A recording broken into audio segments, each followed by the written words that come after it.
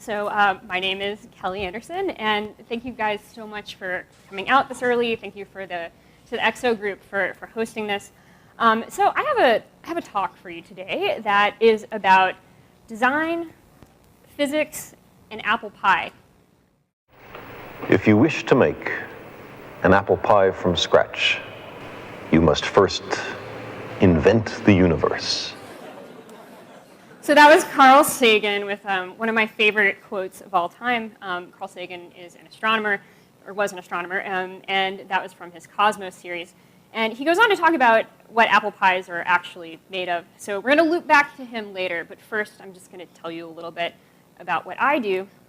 I'm a designer and an artist who works in both physical and digital media, and I make all kinds of different projects. I work on wedding invitations, I work on like activist-y type things, book covers, logo designs.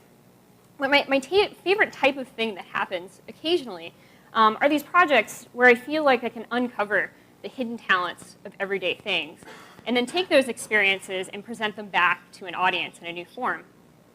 And I got into doing this kind of thing by continually asking this question of how, how does it work? So a little bit about my background. I started seriously making things in high school. Before that, it was all like drawings of horses and stuff. So this is me and my homies hanging out by the lockers. And back then, I was really obsessed with two things in the world. I was obsessed with physics because I thought it revealed the secrets of the universe. And I was also obsessed with lo-fi music because it combined all of these things that I loved into a new vocabulary. It mixed this DIY aesthetic with all of these little aural signifiers that I didn't even realize this, but I loved. It took like the guitar quality from 60s psychedelia records and combined it with the fuzz from bootleg recordings and those weird bendy sounds that you get when you have a mixtape that melts in your dashboard. So like all of these little symbolic nuggets of auditory joy came together and formed this new language that bands used then and they still use today. So this was my jam, and if you stir these two concerns together and let them percolate for a while in the teenage brain, you'll find me making paintings kind of like this. Goofy, semi-sensical diagrams of physics with really terrible hand-painted typography. So this one is a painting I made in high school about entropy, which is the second law of thermodynamics. And if you remember, this is the law that says that all discrete order in the universe trends towards disorder. So this is basically the law that explains why it's really easy to mix cream into your coffee, but really hard to mix cream out of your coffee. By the time I got into graduate school, I was still doing diagrams, still in this sort of absurdist, nonsensical mode, with a little bit of social commentary thrown in. This one is called the periodic table of hamburgers. And in this, I replaced all 97 elements on the periodic table with these lovingly drawn pictures of McDonald's hamburgers. Each one was kind of like its own unique little snowflake. So fast forward to right now, where I am now. I'm an adult, and I still diagram things, and I get paid to diagram things, which is really awesome. You may have seen this kind of thing before. It's called an infographic. It's everywhere. These things may or may not be making us all smarter. I make an infographic or a map pretty much every week. So as a result of this, I know a whole lot about these small collections of curated facts. This is a map I made for Pride Week in San Francisco. It's very like prismatic. This is basically a Google map turned into a prism. So I know things like I know all about the ecological impact and supply chain of plastic packaging versus paper packaging. And I know all about the economics of Christmas trees. I know all about the relative value of Damien Hirst's artwork if you pit it against a variety of stock markets over the course of a decade. He's the line that shoots up, by the way. Crazy. Oh, this one is interesting. I know all about content farms that exploit Amazon.com's ebook store. All of these books you see here, or if you search for them, they fall under one author's name. And they're on a hilariously wide range of completely unbelievable topics. So supposedly one guy wrote this, but it's really a content farm. This is a map I made for an independent publisher in the UK, and it's all about Paris for pleasure seekers. So where to indulge your senses in the city of light. This is a relational model of inequity map where I plotted out the average incomes of these different brackets we were talking about in the news. So I plotted out where the average income of the bottom 99% fall, where the top 1% fall, and you can be a tourist and go for a walk and walk all the way between these points and really feel the scale of these wealth gaps that exist in America. This is a solar-powered popsicle truck that I worked on with a guy named Jason Anello. And it educates the public about renewable energy and hands out free popsicles. And it also generates its own solar power, and it shows you how it's working. So it's kind of like this physical infographic on wheels. So this shows how home solar works. This is some fancy typography I made for it. And these are popsicle-shaped infographics about how awesome solar power is. So that's pretty much what I do now that I'm a grown-up, still working on diagrams. But throughout everything I make, there's still this undercurrent, I think, of my two high school obsessions. Because I think that there's real magic in how physical things in the world work. And I think there's real magic in how we make these new symbolic vocabularies from bits and pieces of culture. So this forms the basis for how I approach design. What I always come back to is, how is it that we're able to slap some colors and shapes and lines together on a piece of paper and have it mean something to someone else?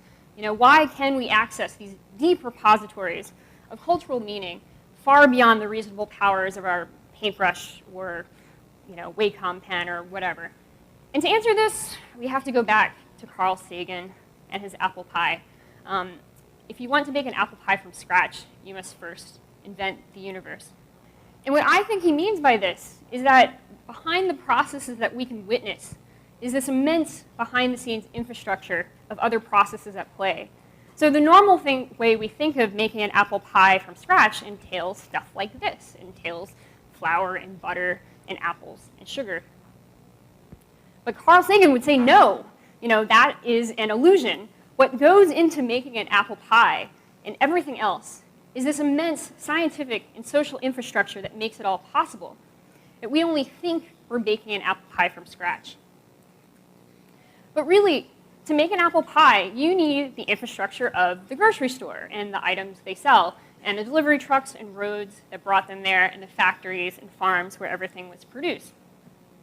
And to have that food system, you need the natural world. You need farms where food grows out of the ground. You need this awesome machinery of nature.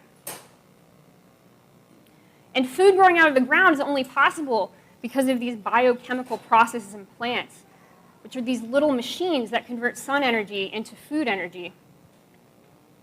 And you can continue to ask, how does it work? How, down infinitely, all of these little recursive questions within questions, all the way down to the atom and stretching beyond our understanding of matter itself.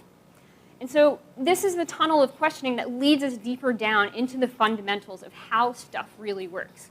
And everything leads down to the same place of star stuff. So in other words, what Carl Sagan is trying to say, even though he's like this totally nice guy and would never say it this way, is that if you think you're making an apple pie from scratch, you're full of shit. Because really, when we make things, we're not making them on our own. When we make things, we initiate a collaboration with the pre-existing conditions of the universe. And that goes for design, too. We humor ourselves to think that we're in charge, that we're the creative heroes making the meaning with our fancy computers. But as they say, we're really standing on the shoulders of giants, the shoulders of this vast underlying infrastructure of visual culture, which is kind of this amazing thing that works to our advantage, because with any single visual experience we make, we're able to exhume these repositories of cultural meaning and play off of our audience's innate capacity for visual language. And we pass around and share these symbols. And I can't literally show you the infrastructure of this system in the same way that Carl shows us where the apple pie comes from. But we can step through some experiments together and prove the existence of what we can't see. So this is an installation by an artist named Heidi Cody, and it's called American Alphabet. And so you walk into this gallery, and you see 26 panels, one for each letter of the alphabet. And it's this alphabet that's been harvested from these parts of logos, taking the first character out of all of these big name brands' identities. And you can't help it, but you walk in and you automatically start IDing them. So that brings us to the segment of the program where I need some audience participation. So I'm going to show you a letter, and then you tell me what it means, okay? Here we go. If I show you an E, you know what it means? Awesome. If I show you this L, you know what it means? Awesome. F? Sweet. Yeah. Wow. That was so easy. Everyone here must eat like a ton of junk food and then clean the bathroom afterwards or something. Anyway, so yeah, that was surprisingly easy, right? Here's the whole set of characters in Heidi Cody's American Alphabet. And I think that this exercise demonstrates two things. One, that our brains are owned by corporations, and two, that we are extremely sophisticated visual consumers, like to a scary extent. The capacity we have for retaining and categorizing visual symbols is razor sharp, and it seems to be innate. The fact that we can be given these teeny tiny little pieces of visual clues about a product that we might not have even bought before and automatically know what it means is kind of amazing. Granted, logos work just like language. They have this assigned meaning. We know that the letters P-I-E means pie because that word has been assigned to this delicious dessert. Likewise, a long time ago, someone at Reese's decided that yellow, orange, and brown would mean peanut butter and chocolate. So whenever I see orange and brown together, now I want like chocolatey treats. So I have assigned meaning to thank for that. But this is different than accrued meaning, which is something that all visual experiences share. And so let's pare it down to something even more basic than a logo, something that doesn't have an assigned meaning. Let's take a color. This is supposed to be khaki, so imagine it's khaki. So there's still this history of accrued meaning here and a deep well of symbolic associations, too. And to demonstrate this, I'm going to borrow an example from an essay that I read about 7 years ago in Cabinet Magazine by a writer named Ben Marcus about the color khaki. So to start off, let's conduct an informal poll. Like, what's your knee-jerk reaction? What does khaki mean? Anyone? Pants. Totally. That was easy, too. Yeah, we're on the same wavelength today. Pants. Pants like you can buy at the Gap. So the color khaki comes along with many layers of meaning, and one of them is pants. And this is kind of like the record fuzz that appear in lo-fi music, that its significance is derived from a history of actual past use. So, khaki comes with this built-in legacy of associations, which is largely dominated by its history as a textile. So when I think of khaki, what immediately comes into my brain is I think of like upper middle class privilege. I'm used to seeing a lot of khaki on golf courses and on frat boys, quite frankly. So this is one meaning of khaki.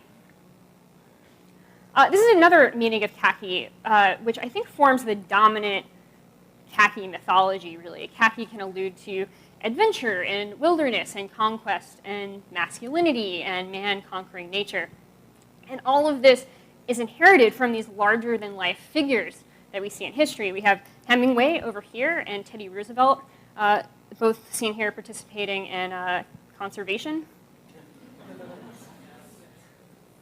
And they got their khaki meaning from the hot-weathered uniforms of British colonists in Africa, who in turn got their khaki from the very color of the ground in the Masai Mara itself. So khaki, it's not just a swatch in your Photoshop palette. It has this intrinsic meaning that comes along with it and evolves over time. So given this reading, khaki in a modern world, in a modern context, could be seen as this color of vestigial longing, of desire for adventure that, we're devoid of in modern life. And this writer who wrote about khaki, Ben Marcus, concludes that, khaki is so aggressively used to link mundane office life, well-fed fraternities, and the atmosphere of country clubs with robust wilderness trekking and free-spirit nomadism, the kind of behavior, in short, that are least likely to occur in modern life. So khaki, in short, is the uniform of empty promises, I think. So you can see, with images like processes in the physical world, there's a lot going on behind the scenes that makes our final takeaway possible. At all of these different levels of any single visual element communicates on many different levels. And as designers, I think we figure this stuff as we go along. And this brings us back to what I want to do with visual experience in my work, which is similar to what Carl Sagan does with this apple pie. Because when he's talking about apple pie, he's not really talking about apple pie. He just starts there because he knows that us, his audience, spend most of our time hanging out in Apple Pieville. Because we see apple pies and things like this over and over and over again and forget that they're magical and forget that they have all of this hidden depth and meaning. So he's employing a device here where he shows us this everyday thing and then proceeds to shatter our assumptions about it. He pulls back the curtain and gets us immediately into thinking about atoms and star stuff. And he's employing a technique that, I love. I fall for this every single time. I fall for it every time I read Sagan, every time I watch a movie by Michel Gondry or something written by Charlie Kaufman. I fall for it when I see magic performed. And that technique is something that I call disruptive wonder. And for me, disruptive wonder is like an active choice, because I think that when we sit down to make things, when we sit down to collaborate with the pre-existing conditions of the universe and the pre-existing conditions of visual communication, we have this choice. We can choose to actively reinforce our assumptions about the world around us and stay here in hot, crusty Apple Pieville, or we can make things that come out of left field and jar us into reassessing our complacent expectations about the world. And this is something that doesn't happen often, but it's really, really cool when it does happen, because then these everyday things act as sort of a hidden back door to understanding a reality that's infinitely surprising. So for me, this is sort of like understanding stuff 3.0. Like the only thing better than a diagram is a demonstration, especially when you're not expecting a demonstration. So this is what I want to do with my work, and I can't tell you how it happens. I don't understand the exact mechanisms of it, but I know that it starts by sitting down and assessing our most basic assumptions about our tools and materials, the experiences we most take for granted, and looking for opportunities to show that there's something beyond what we expect from them. So right now, I want to show you a handful of some projects I've worked on that obviously aren't like Carl Sagan level scale, but in some way, they court disruptive wonder in the world. So I'm going to show you a holiday card, some websites, and a wedding invitation. So this first one is a holiday card, and I really made this card because I was thinking about this repetitive ritual of sending out holiday cards every year, and how to break out of this feeling of ritual obligation, and generally just make something cool for my friends that they could play with for 10 minutes. So it looks pretty normal from the outside, but paper does this cool thing. There's this property of paper that it never forgets how it was bent. Paper has a memory. And I was able to use that material memory to guide the recipient through the experience of the card. So when you first pick it up, it's immediately apparent that while floppy, it wants to bend in these specific ways. And as people tinker with it, they slowly discover that bending the card brings them through this very simple story. And it's a story about itself. The card is literally like a 4-frame documentary about receiving the card. So it's just like my favorite thing ever, this recursive experience of a card that hopefully gets the viewer into feeling the repetitive ritual of all cards. Here's a little Drosty effect thing happening on the back. And this is what it looks like unfolded. So, it's just like this standard run-of-the-mill 8.5 by 11 piece of paper with some cuts and some glue. But, it also feels like this impossible object in your hands. So it's kind of a magic structure called a flexagon, one that I first learned about from my friend Jeff, who's here today, actually. Thank you, Jeff.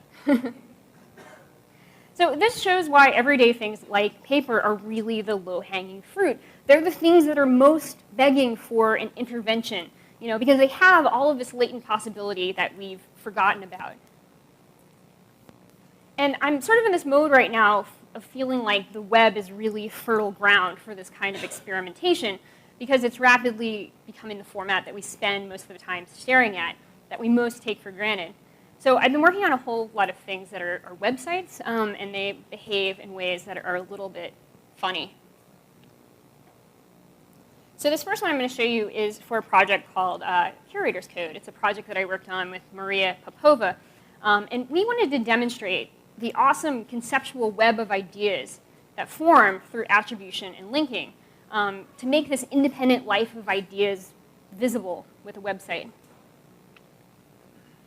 And so immediately I knew that, wouldn't it be awesome if I could create a site where an idea, a quote in this case, just poked a hole straight through the internet.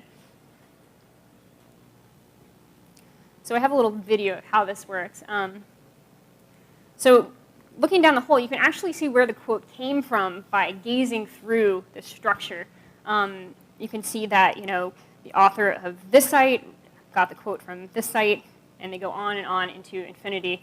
Or since people don't really attribute so much, it goes back like 3 levels. But anyway. So this reflects the information rabbit hole that forms when we all attribute and let our ideas connect to everyone else's ideas. Here's another web thing that I did that I'm really proud of. Sorry, the video is a little bit weird. This is a splash site, splash page on my website. And it looks like a portfolio site. And you can poke around through it and look at all my work. But if you play with it long enough, you realize that, oh wait, this isn't a portfolio site. It's actually a Google map. And you can zoom in and out of it with Google's standard controls and pan around and use it just like you would a normal Google map. And I think this speaks to the fact that Google Maps is really just made out of image tiles. So I was looking at it and saying, okay, so instead of New York City and Oslo and the Grand Canyon and all that stuff, why not just put in all my stuff instead? And I like this project because Google Maps seems like such a monolith. We're all completely dependent on it to walk out of the house and turn right. But it's something that's built. So it's something that can be hacked and co-opted. It can be taken apart and put together in a different way. Which brings us to the final project, which you may have already seen on the internet. This is a wedding invitation that I made for my dear friends named Mike and Karen. They're really awesome people, and I felt like they needed a really, really awesome wedding invitation. So this was a really good excuse to push the boundary of the format of wedding invitations and try to make something that was absolutely perfect for them. And as far as how to push it, the facts of our shared history made it clear that this card should logically be about music, because we're all total music nerds. And Karen and Mike have even recorded songs together. So I was looking for a way to somehow make paper audible. And I found inspiration for this project in probably the darndest of places with this guy, Mr. Wizard, who taught kids about the science behind everyday things on PBS. I had this foggy memory of an episode where he explained that sound was physical with this simple experiment that I'm going to show you now. He rolled up a cone of paper, he taped it shut, he taped a needle to the end of it, and voila, it was a record player. I remember seeing this when I was a kid, and it like totally blew my mind. And this idea of making, paper record players for all of Karen and Mike's guests rather than like grown-up, respectful invitations got us all like really super duper excited. And since I'm the one who actually had to make it work, I started like matching materials like a crazy person because I needed to find needles that would fit the record groove properly, and I needed to find these little screw posts that would work as a spindle for the record. I started calling paper suppliers looking for the paper with the best audio properties. And they thought I was crazy. Meanwhile, Karen and Mike were writing this great song that acts as an invitation to the wedding, and we had it put onto a flexi disc. And we used a clear one so I could print this black caricature of the bride and groom on it. And it's this partial caricature that, when you turn, aligns with all of these different places, so you can see the bride and groom in all of these different poses, playing music together, eating and drinking and being merry, and of course, like growing old together in funny old person clothes. So that's the point of marriage, right? So we did it. We made a paper record player, 200 of them, in fact. And so this is how it works. You'll hear a recording of the paper record player first, and then it segues into a real song for context.